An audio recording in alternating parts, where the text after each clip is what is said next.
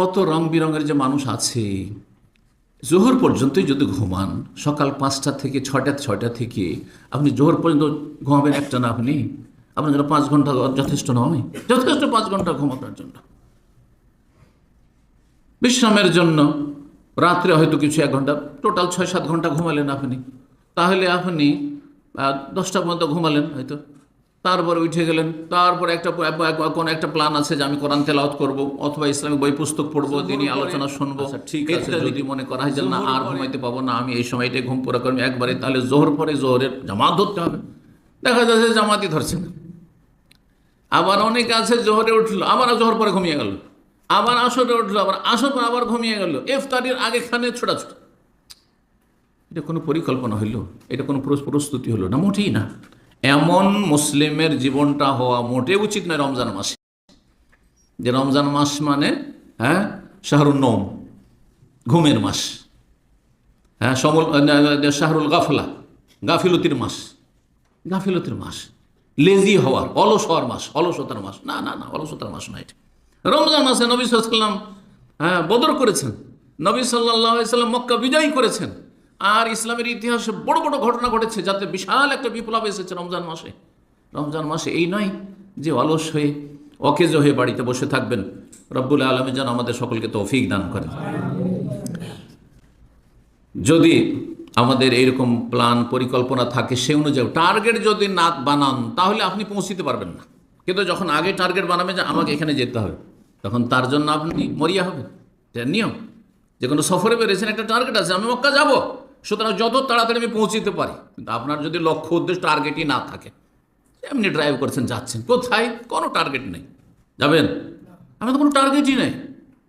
Target হয়ে আমি জান্নাতে যাব, এই রমজান মাসে আমি মগফুর হব, যেমন আল্লাহ আমাকে মাফ করে দেয়, আমি আল্লাহর কাছ থেকে ক্ষমা নেব, ইতকু মিনান নার, জাহান্নামের আযাব থেকে, জাহান্নাম থেকে আমি ছাড় প্রাপ্তি আল্লাহর কাছে নেব, ঘোষণা নেব আল্লাহ। তাহলে আমাদের টার্গেট থাকতে হবে, আমি এতগুলি ইবাদত করব, এই কাজ করব, এতবার কোরআনে কারিম খতম করব, এত আমি জিকির আজকার করব, এই নয় ইবাদত বন্দি করব, ইত্যাদি। 4 নম্বর বিষয় পদক্ষেপ, যে এই রমজান মাসের প্রতিটি মুহূর্তে যেন আপনি বেশি বেশি নেক আমল করবেন, এই রকমের প্রস্তুতি থাকে, মন মানসিকতা থাকে।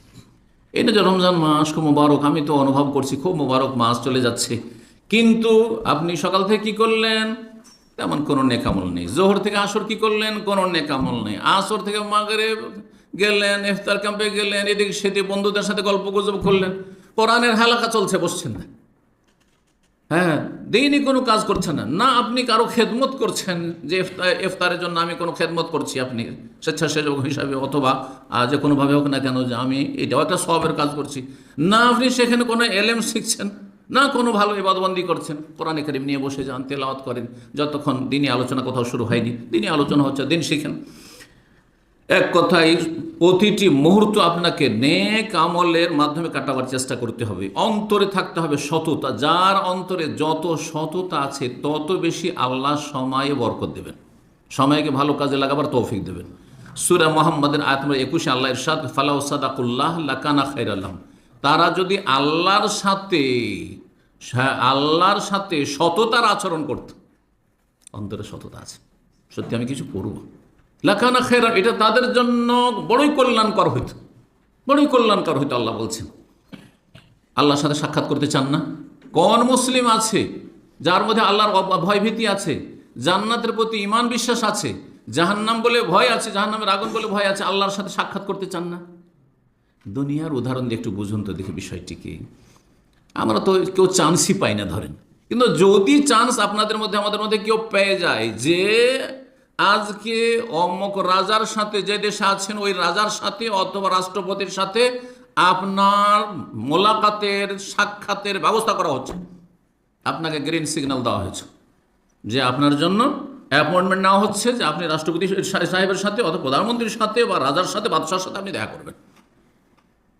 চিন্তা করুন, যখন এই কথাটা শুনবে, তখন থেকে মানসিক অবস্থা আপনার কেমন, আপনার মনের ভিতরটা কেমন, তারপরে তার জন্য প্রস্তুতি, তাহলে আমাকে কেমন জামা কাপড় লাগবে, আর কিভাবে কি করতে হবে, আর তারপরে গেলে প্রথম যে দেখা সাক্ষাৎ হবে তখন আমাকে কিভাবে উপস্থাপনা করতে হবে, কোনো কথা বলতে হবে যদি বলতে হয় তো, আর ইত্যাদি ইত্যাদি। চিন্তা করি, এক একটি বিষয় চিন্তা করুন তো দেখি, কত মনটা খুশি যে আমি একজন রাষ্ট্রনায়কের সাথে দেখা করার সুযোগ পেয়েছি।